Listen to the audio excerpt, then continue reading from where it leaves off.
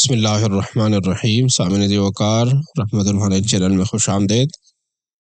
سامعین عزیز وقار، ہمارے اس چینل کے مقاصد میں سے آپ کے علم میں اضافہ کرنا، روحانیت کے حوالے سے وہ چیزیں جو ہمیں آنکھوں سے نظر نہیں آتی، چھپی چیزیں ہیں، ان کے بارے میں آپ کی معلومات میں اضافہ کرنا۔ ہم سے کچھ بھائیوں نے رابطہ کیا اور وہ یہ چاہتے ہیں کہ ہم جنات تابع کریں۔ تو جنات تابع کرنا کیسا ہے؟ انہوں نے پوچھا کہ جنات تابع کرنا چاہتے ہیں۔ یاد رکھیے یہ بات کہ جنات اللہ کریم کی ایک مخلوق ہے جسے اللہ کریم نے آزاد پیدا کیا ہے۔ جیسے انسان آزاد پیدا ہوا ہے، انسان نہیں چاہتا کہ وہ کسی کے تابع ہو کر اس کی مرضی کے مطابق چلے، اپنی مرضی، اپنے خواہش چھوڑ کر اس کی خواہش کے مطابق، اس کی مرضی کے مطابق اگر وہ کہے کہ بیٹھ جاؤ تو وہ بیٹھ جائے، اگر وہ کہے کھڑے ہو جاؤ کھڑے ہو جاؤ، اور وہ مسلسل 24 گھنٹے اس کے ساتھ لگے رہے اور وہ اپنے کام کاج چھوڑ کر اس کے تابع رہے۔ تو جس طرح انسان کو یہ چیز پسند نہیں، اسی طریقے سے جنات کے بارے میں بھی یہی معاملہ ہے۔ جنات بھی اللہ کریم کی ایک مخلوق ہے جسے اللہ کریم نے آزاد پیدا کیا ہے۔ اسے تابع نہ کریں، تابع کرنے کے بجائے اپنے آپ کو اللہ کریم کا تابع کریں۔ ہم اگر اپنی ذات کو، ہم انسان خود اپنے آپ کو اللہ کریم کا تابع کر لیں تو یاد رکھیے، من کان للہ کان اللہ لہ، جو اللہ کا ہو جاتا ہے اللہ کریم کی مخلوقات اس کی ہو جاتی ہے۔ تو ہمیں محنت اور کوشش اس پر کرنی چاہیے کہ ہم اللہ کریم کا تابع ہو جائیں، ہم اللہ کریم کے تابع ہو جائیں، ہم اللہ کریم کی اطاعت شروع کر دیں۔ جو اللہ کریم کے احکامات ہیں، جو اوامر و نواہی ہیں، ہم اس پر عمل کرنا شروع کر دیں۔ اللہ کریم کی بتائے ہوئے طریقہ کار کے مطابق اپنی زندگی گزاریں، آقا کریم علیہ الصلوۃ والسلام کی اسوہ حسنہ کے مطابق زندگی گزاریں۔ جب ہم اللہ کریم کے تابع ہو جائیں گے تو یاد رکھیے اللہ کریم کی مخلوقات ہم سے محبت کرنا شروع ہو جائے گی۔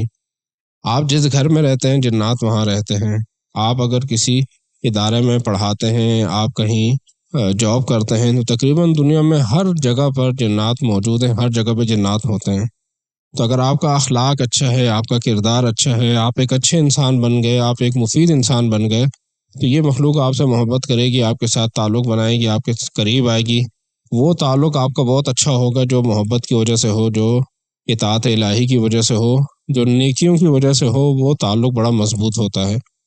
اس کے برخلاف اگر کوئی جنات کو تابع کرنا چاہے تو جنات کو تابع کرنے کے دوران جنات کوشش یہ کرتے ہیں کہ ہم کسی کے تابع نہ ہوں، تو وہ انسان کو نقصان پہنچاتے ہیں۔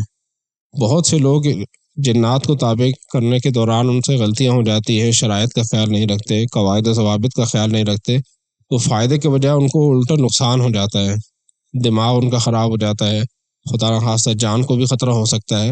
اس لیے یہ باتیں ذہن سے نکال دیں کہ ہم جنات تابع کریں، بلکہ یہ اپنا زندگی کا مقصد بنانے کہ میں اپنے آپ کو اللہ کریم کا تابع بناؤں گا۔ جب آپ اللہ کریم کے تابع بن جائیں گے تو آپ اللہ کریم کی مخلوقات آپ کی فرما بردار ہو جائیں گی۔